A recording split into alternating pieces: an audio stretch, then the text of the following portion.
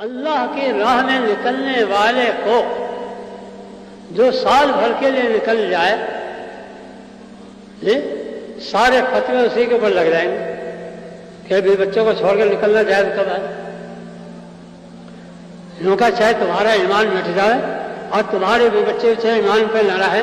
اچھے وہ نماز پڑھیں، نہ روزہ رکھیں، نہ زکوٰۃ دیں، لیکن ان کا کھانا پینا تو اتنا فرض ہے تمہارے اوپر کہ تم ان کے ایمان کو نہ دیکھو، ان کے کھانے پینے میں کہ انتظام کو دیکھو. چاہے وہ خدا کے نافرمان بنتے چلے جائیں، نبی کے نافرمان بنتے چلے جائیں اور اسلام کو مٹاتے چلے جائیں، لیکن تم سال نہ نکل لینا اور انہیں سال کے لیے نہ نکال دینا تاکہ کہیں ان کا ایمان نہ بن جائے اور ان کے اندر اسلام کا جذبہ نہ آ جائے. آج ساری دنیا کی طاقتیں نماز سے نہیں ڈرتی. نماز تو عیسائی کہے گا میرے گھر میں آ کے پڑھ لے، اور پڑھتے ہیں، گرجوں میں پڑھا دی انہوں نے اپنے. یہودی کہے گا میرے یہاں آ کر کے پڑھ لے،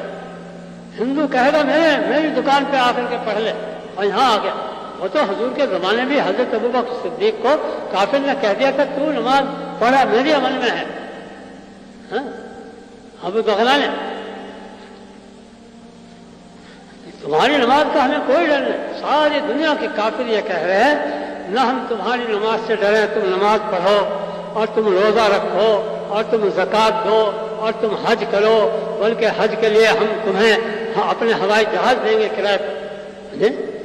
اور زکوٰۃ تقسیم کرو گے تو ہم تمہیں رہنمائی کریں گے کہ ہمارے محلے میں کچھ مسلمان غریب بسے ہوئے ہیں، اور روزہ رکھے گو تو ہم تمہارے اپنی دکان میں تمہیں کھانا دے دیں گے، سحری کھانے کو اور افطار کرنے کو. ہمیں تمہارے اعمال سے کوئی دشمنی نہیں. کسی کو بلکہ یوں تعریف کریں گے یہ تو بڑے اچھے لوگ معلوم ہوتے ہیں، ہاں تعریف کریں گے، لیکن دعوت جو ہے بس اس سے ہے سارا ڈر کہ یہ ہمارے باطل کو حق سے بدل دیں گے. وہ یہ ڈر ہے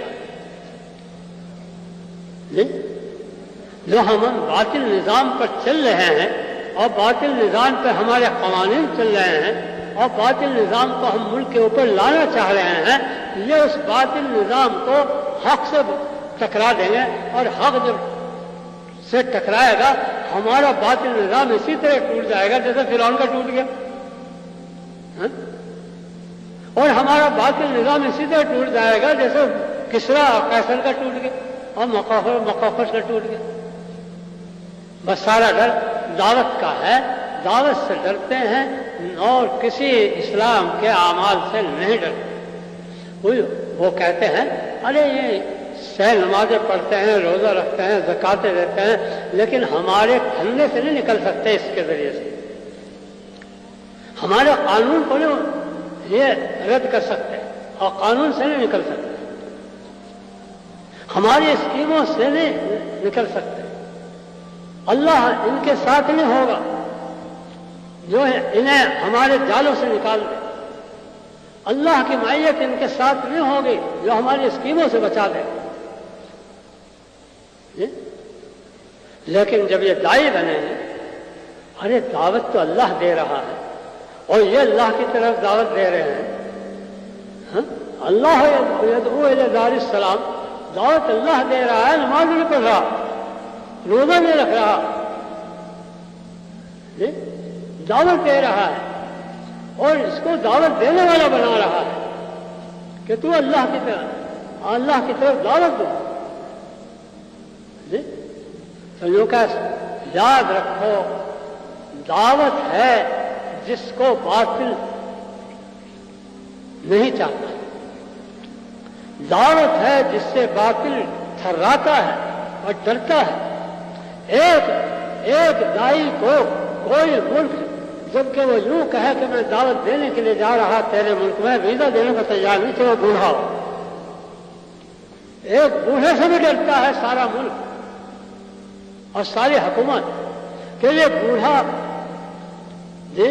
اگر وہ یوں کہے میں تو کمانے کے لیے جا رہا اور میں تو بھائی اپنے دوستوں سے ملنے کے لیے جا رہا اور آپ کا ملک دیکھنے کے لیے جا رہا اور آپ کی تعریف کرنے کے لیے جا رہا، تم کا کوئی ڈر نہیں، آؤ ہاں؟ چاہے تم 50 آ جاؤ، نوجوان آ جائیں، کیسے آ جائیں، جی تم تو ہمارے مزاج کے ہو،